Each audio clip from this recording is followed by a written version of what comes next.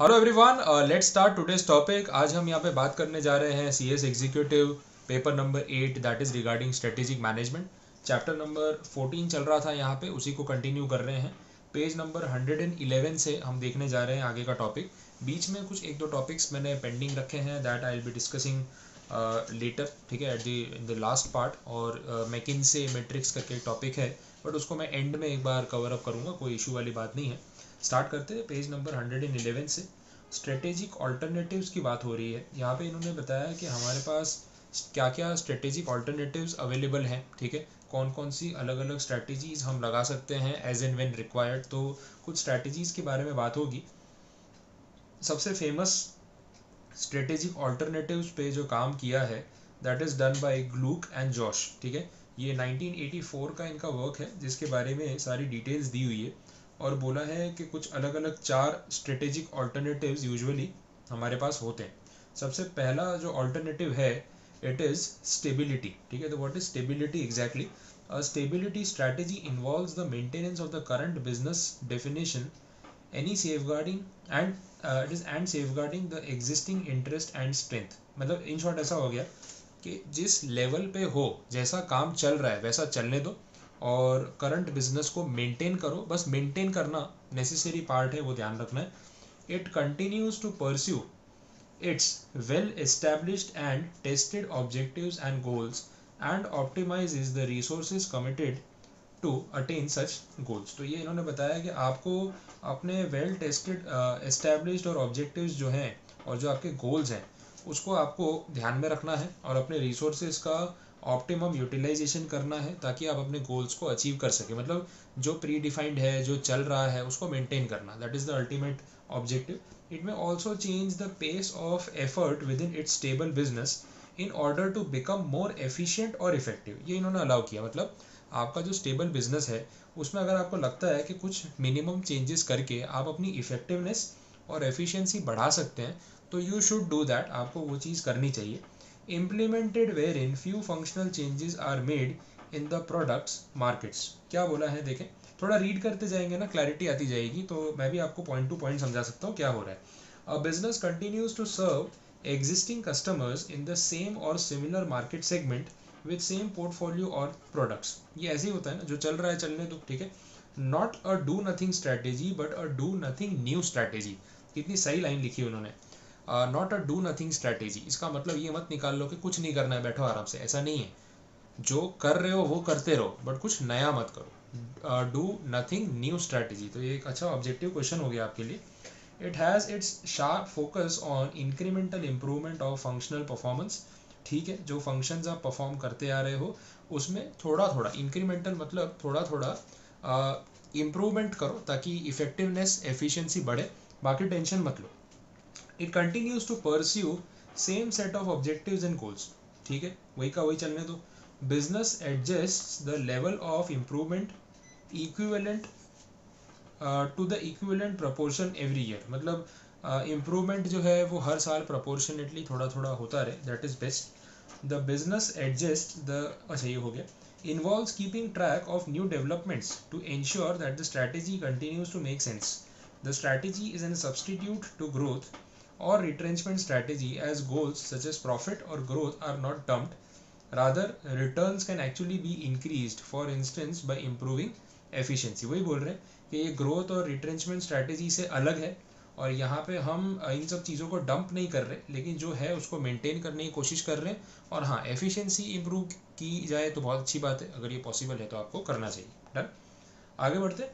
Internal growth strategy, इसको बोलते हैं एक्सपांशन स्ट्रैटेजी। तो यहाँ पे आप जो है उसको मेंटेन करने का नहीं सोच रहे हो, एक कदम आगे बढ़ने का सोच रहे हो। तो इंटरनल ग्रोथ में, एक्सपांशन में क्या क्या होगा, वो भी यहाँ पे इन्होंने क्लैरिफाई कर दिया है। हम दूसरे कॉरपोरेशंस, दूसरे बिजनेसेस की हेल्प नहीं ले रहे, हम खुद ही अपने ऑपरेशंस को इंटरनली जो है स्केल अप करने की कोशिश कर रहे हैं।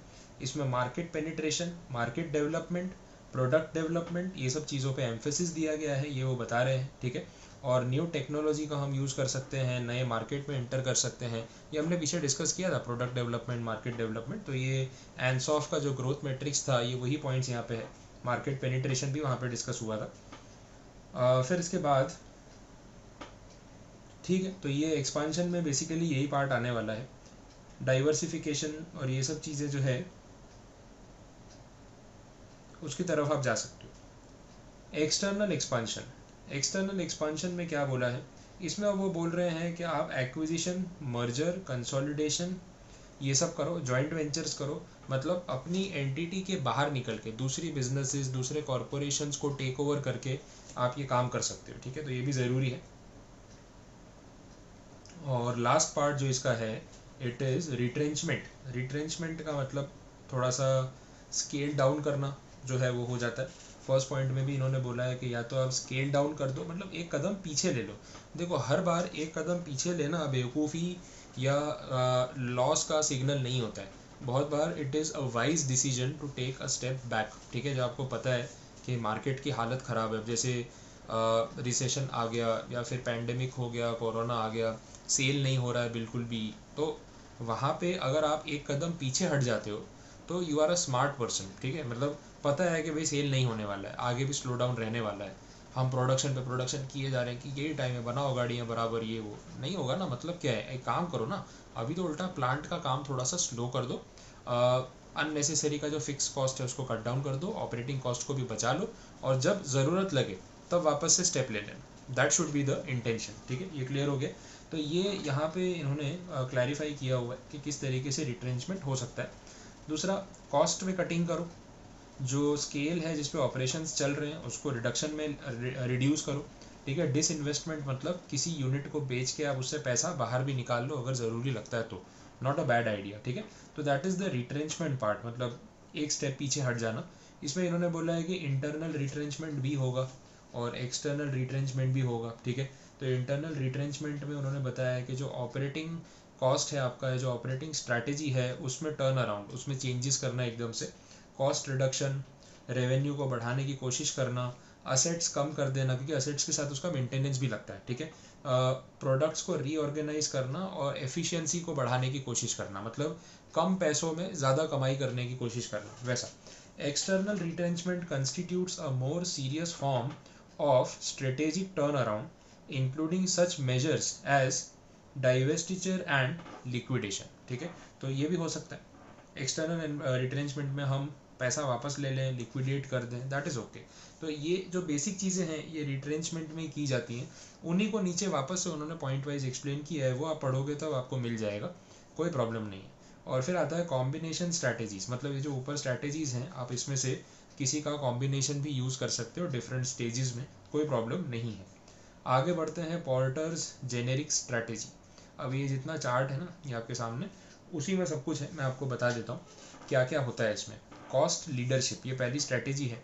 देखो, अगर आपके पास आपका जो आप प्रोडक्ट बनाते हो वो बल्क में बनता है, आपके पास कॉस्ट का एडवांटेज है कि आप लो कॉस्ट पे काम करते हो, and on the other hand जो टोटल मार्केट है वो बहुत बड़ा है और ज़्यादा कस्टमर बेस भी आपके पास है, तो लो कॉस्ट पे ज़्यादा कस्टमर्स को केटर कर रहे हो, उस वजह से ये चीज़ यहाँ पे आपको एक प्लस पॉइंट देगी कि बिकॉज आपकी कॉस्ट कम है और आपके पास बल्क ऑर्डर्स हैं, आप प्राइस भी कम रखते हो फिर भी प्रॉफिट कमाते हो। बाकी के छोटे सप्लायर्स, मैन्युफैक्चरर्स उतनी कम कॉस्ट पे मैन्युफैक्चरिंग ही नहीं कर पाते तो बेचेंगे कैसे, तो सर्वाइव ही नहीं कर पाएंगे।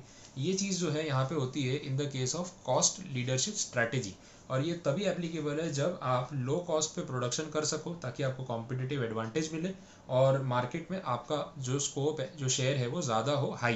क्लियर। इसके बाद दूसरी स्ट्रैटेजी है डिफरेंशिएशन। डिफरेंशिएशन स्ट्रैटेजी जो है इसका मतलब ये है कि हम दूसरों से अलग क्या प्रोवाइड कर रहे हैं, व्हाट इज़ डिफरेंट। ठीक है, क्या हम ऐसा अलग प्रोवाइड कर रहे हैं जो आपको बाकी लोग नहीं दे सकते हो ना, हम बोलते हैं यूएसपी, प्लस पॉइंट, वो सर्विसेज जो बाकी कोई और मार्केट में नहीं देता, ऐसी सब जो बातें आप सुनते हो, दैट इज़ डिफरेंशिएशन स्ट्रैटेजी। तो हमारा फोकस ही उस चीज़ पे कि हम कस्टमर को तभी अट्रैक्ट कर पाएंगे जब हमारे पास ऐसा कुछ हो उसको बताने को कि सर ये सर्विस हम ही देते हैं। जैसे ऑटोमोबाइल सेक्टर में है, मैंने ऐड देखी थी, टोयोटा वालों ने ऐड देना शुरू किया, 1 घंटे में गाड़ी सर्विस करा के लेके जाओ, 60 मिनट्स में आपकी कार सर्विस करके आपको ऑन द स्पॉट वापस दे देंगे। आप लाउंज में बैठो, चाय कॉफ़ी पियो, नाश्ता करो, हमारा एसी लाउंज एंजॉय करो, टीवी देखो आराम से बैठ के, तब तक आप की गाड़ी जो है वो सर्विस करके दे देंगे। तो ये और कोई कंपनी नहीं दे रही है, हम डिक्लेयर कर रहे हैं, हम गारंटी दे रहे हैं, तो that is differentiation strategy. Done. तो ऐसा कुछ अलग प्रोवाइड करना, कुछ हटके, कॉस्ट पे फोकस करना और डिफरेंशिएशन पे फोकस करना। अब देखो, एक सेगमेंट होता है that is called niche market. Niche market मतलब सिलेक्टेड ग्रुप ऑफ कस्टमर्स, एक पर्टिकुलर कैटेगरी, सिर्फ उसी पे फोकस करना। हम हर कैटेगरी के क्लाइंट को केटर नहीं करते। जैसे Rolls Royce company 5 crore 10 crore 15 crore की गाड़ी बनाती है, तो कितने कस्टमर है उसके। मैं अभी रिसेंटली डेटा पढ़ रहा था कि लास्ट मंथ में जो ऑटोमोबाइल सेक्टर है उसमें लग्जरी कार्स का कितना सेल्स रहा। रोल्स रॉयस एक बिकी है खाली पूरे महीने में, पूरे इंडिया में। बहुत है ना उनके लिए, 3-4 करोड़ 5 करोड़ एक गाड़ी। आप सोचो कि 5 करोड़ में कितनी मारुतियाँ बिक जाती होंगी, और कितनी मारुति बेच के 5 करोड़ का टर्नओवर होता होगा, शायद 100 एवरेज, अगर हर मॉडल का एवरेज करे तो 100 गाड़ी बेचने पे जो टर्नओवर मारुति वाला करता है, रोल्स रॉयस ने एक में कर लिया। That is more than enough for them, क्योंकि उनका सेगमेंट है अल्ट्रा रिच पीपल, ठीक है, जिनको पैसों की नहीं पड़ी, दे वांट समथिंग डिफरेंट। तो उसको हम बोलते हैं डिफरेंशिएशन पे फोकस करना, कि जो क्वालिटी आप मांगोगे वो मिलेगी और सामने वाला मुंह मांगा पैसा देगा। लग्जरी चाहिए उसको, ठीक है, स्टेटस चाहिए। अच्छा, वैसे ही एक सेक्टर होता है सोसाइटी का जिसको चाहिए सस्ता टिकाऊ, सस्ता सुंदर टिकाऊ, ऐसा बोलते हैं, ठीक है। तो वो क्या सोचता है, मुझे जो सस्ता पड़ेगा मैं वो खरीदूंगा, क्वालिटी की मुझे कोई परवाह नहीं है। अब डिटर्जेंट पाउडर है, मेरे कपड़े भी कोई इतने खास महंगे नहीं है, ठीक है, आम आदमी हूँ, चलेगा, सस्ता पाउडर होना चाहिए। कपड़ों का रंग उड़ जाएगा तो वैसे भी क्वालिटी ऐसी कि जब उड़ना है तो उड़ ही जाएगा, ये क्या बिगाड़ लेगा मेरा।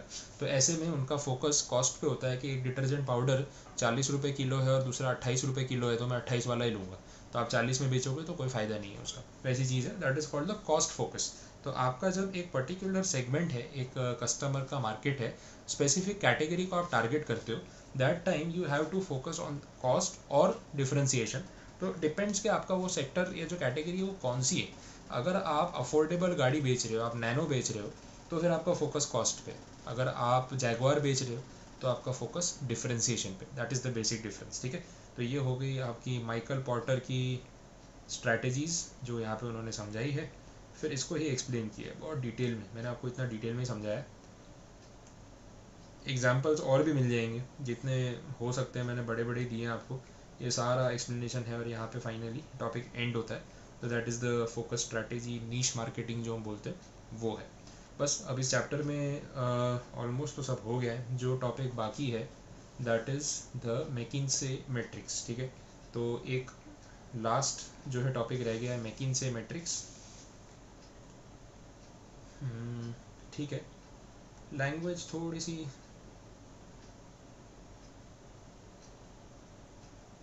है प्लस माइनस, लेकिन हम उसको इस ग्राफ से भी समझ सकते हैं, but it is okay I think. अगर कोई ऐसी बड़ी बात नहीं है, मैं एक फ्रेश लेक्चर में अगर इसको स्टार्ट करके विथ द लैंग्वेज अगर बात कर लूँ तो ज़्यादा बेटर है। मैं इसको ऊपर ऊपर से समझाना नहीं चाहता हूँ, नहीं तो फिर पढ़ के आपको कुछ ज़्यादा ही क्वेरीज आ जाएंगी। तो लेट इट बी, अपने इसको यहाँ पे एंड कर देते।